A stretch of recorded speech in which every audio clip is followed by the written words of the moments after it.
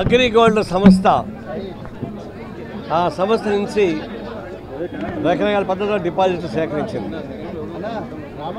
ఆ సేకరించడానికి దాదాపు 2 లక్షల మంది ఏజెంట్లను పెట్టింది.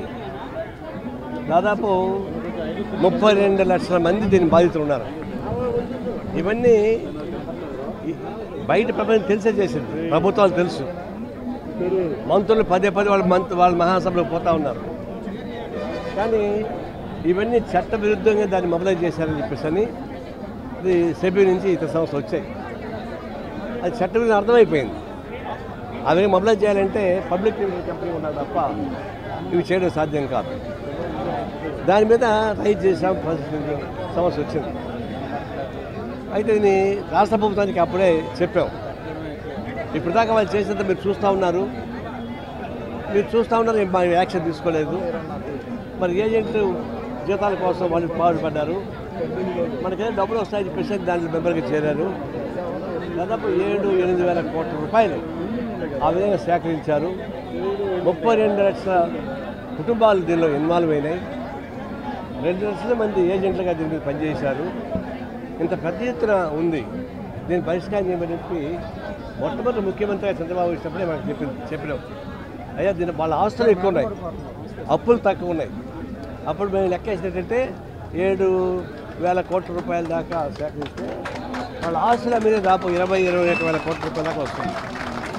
అందువల్ల తప్పనిసరిగా మీరు జోక్యం తీసుకొని చేయమని చెప్పి కోరాము, కానీ చేయలేదు.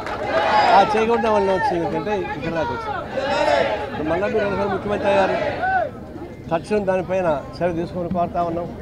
ఇప్పటికైనా మొప్పలే మునిగిపోయిన లేదు. పైపెచ్చు దానికి ఆస్తులు ఉన్నాయి, అప్పుల కన్నా మించిన ఆస్తులు ఉన్నాయి.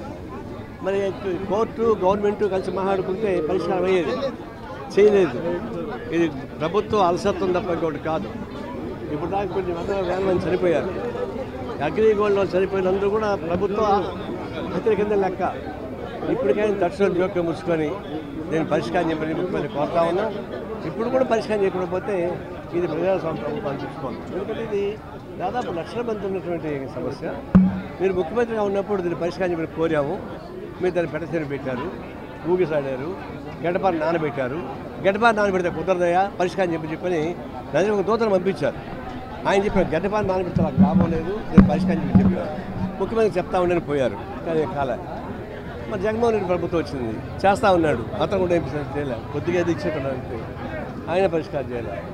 ఎంతసేపు అయినా దీన్ని కాలయాపన చేయడానికి ప్రయత్నించారు తప్ప, లేదంటే ఆ ఆస్తులు కాజేయాలని ప్రయత్నించారు తప్ప, అగ్రిగోల్డ్ ఆస్తులు కాజేయాలని ప్రయత్నించారు తప్పితే ఇది పరిష్కారం చేయాలని కోరుతాను. అందులో ఒక స్వార్థ బుద్ధి ఉంది కాబట్టి పరిష్కారం కాదు. ఇప్పటికైనా ఈ కూటమి ప్రభుత్వం దీన్ని పట్టించుకొని పరిష్కారం చేయమని కోరుతున్నాం. పరిష్కారం చేయకపోతే ఇంకా పెద్ద ఎత్తున ప్రత్యక్ష ఆందోళన సాగించేందుకు మేము కూడా ప్రత్యేకంగా పాల్గొంటామని హెచ్చరిస్తాం.